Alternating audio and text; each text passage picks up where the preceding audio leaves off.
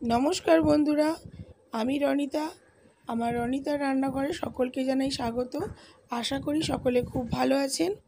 আজকে আমি বানাচ্ছি তালের বড়া। তো চলুন কিভাবে আমি তালের বড়া বানালাম আপনাদের সঙ্গে শেয়ার করি।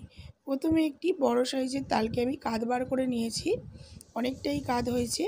এবার তার জন্য আমি আগে থেকে ভিজিয়ে চাল গুঁড়িয়ে রেখেছি 500 গ্রাম মতো। নিয়েছি ময়দা আর আখের গুড়।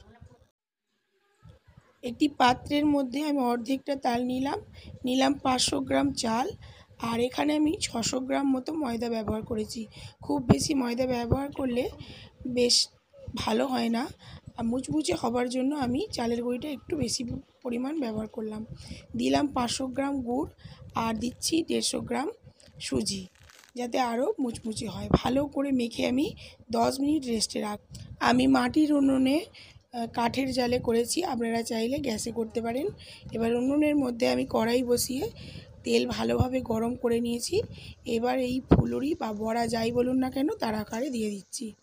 এবার অনবরত এইভাবে নাড়তে থাকতে হবে যাতে গোলাকার ভাব নেয়।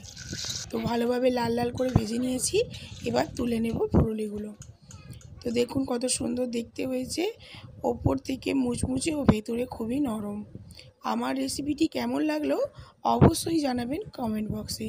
যদি ভালো লাগে একটি লাইক ও কমেন্ট করতে ভুলবেন না। ধন্যবাদ।